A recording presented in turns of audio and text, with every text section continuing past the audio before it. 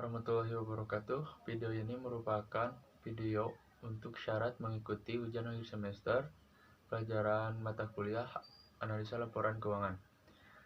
Saya Raka Gunawan dari kelas C3 Akuntansi. Saya mengambil materi tentang analisis sumber dan penggunaan modal kerja. Analisis sumber dan penggunaan modal kerja merupakan suatu alat analisis yang digunakan untuk mengetahui sumber-sumber dan penggunaan modal kerja serta sebab-sebab berubahnya modal kerja dalam satu periode. Tujuan modal kerja yang pertama yaitu untuk guna memenuhi kebutuhan likuiditas. Yang kedua yaitu memenuhi kewajiban yang segera harus dibayar karena jumlah melebihi separuh total aktiva. Selanjutnya yaitu tujuan dari modal kerja yaitu untuk memungkinkan suatu perusahaan mendapatkan sediaan, juga mendapatkan tambahan dana, dan tujuan yang terakhir yaitu memungkinkan perusahaan memberikan syarat kredit. Yang selanjutnya yaitu tentang konsep modal kerja. Konsep modal kerja terbagi menjadi 3. Yang pertama yaitu konsep untuk kuantitatif, yang kedua kualitatif, dan yang ketiga adalah fungsional.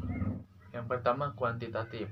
Kuantitatif merupakan konsep yang mengukur jumlah, yaitu jumlah yang diperlukan untuk mencukupi kebutuhan perusahaan dalam membiayai operasinya yang bersifat rutin, sehingga tidak mementingkan kualitas seperti modalnya dari diusahakan oleh perusahaan atau oleh pemilik, hutang jangka panjang maupun jangka pendeknya. Selanjutnya yaitu tentang konsep kualitatif adalah tersedianya aktiva lancar yang lebih besar dari hutang lancaran menunjukkan MOS bagi para kreditur jangka panjang serta menjamin kelangsungan operasi perusahaan di masa mendatang. Yang ketiga, konsep modal kerja fungsional, yaitu konsep yang dimana dana yang dimiliki oleh perusahaan ditujukan untuk menghasilkan laba perusahaan, baik laba sekarang maupun laba yang akan mendatang. Yang selanjutnya yaitu tentang jenis modal kerja. Modal kerja terbagi menjadi 2. Yang pertama yaitu kotor, yaitu gross working capital, dan yang kedua adalah bersih, yaitu net working capital. Yang pertama, jenis modal kerja kotor. Jenis kerja kotor merupakan seluruh komponen aktiva lancar seperti kas, bank, surat berharga, piutang, dan sediaan secara keseluruhan dan sering disebut modal kerja. Yang selanjutnya yaitu bersih. Jenis modal kerja yang bersih yaitu komponen-komponennya merupakan aktiva lancar yang dikurangi dengan jumlah total kewajiban lancar atau utang jangka pendek.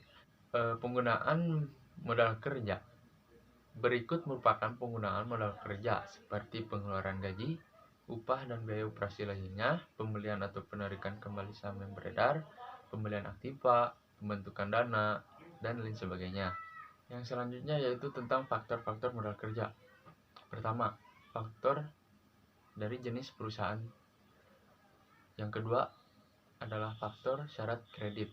Yang ketiga, waktu produksi, dan yang terakhir adalah faktor tingkat perputaran persediaan. Yang selanjutnya yaitu tentang sumber dari modal kerja. Sumber modal kerja bisa dari berbagai macam, seperti dari hasil operasi perusahaan, juga seperti memperoleh pinjaman jangka pendek dan jangka panjang, atau yang disebut pinjaman jangka panjang biasanya digunakan untuk kepentingan investasi. Selanjutnya bisa didapatkan oleh penjualan obligasi, penjualan saham, dan keuntungan penjualan surat-surat berharga. Modal kerja bisa mengalami kenaikan atau penurunan.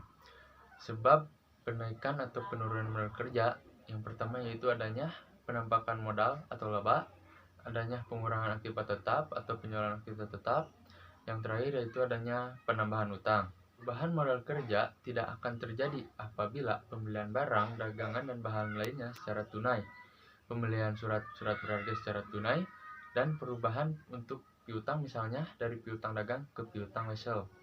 Atau prosedur untuk melakukan analisis sumber dan penggunaan modal kerja. Yang pertama, kita harus menentukan besarnya perubahan modal kerja. Yang selanjutnya, kita harus mengidentifikasi dan menentukan besarnya sumber modal kerja. Dan yang ketiga, dalam prosedur adalah kita harus mengidentifikasi dan menentukan besarnya penggunaan modal kerja. Dan yang terakhir yaitu membuat laporan sumber dan penggunaan modal kerja. Sekian penjelasan saya tentang materi analisis sumber dan penggunaan modal kerja. Assalamualaikum warahmatullahi wabarakatuh.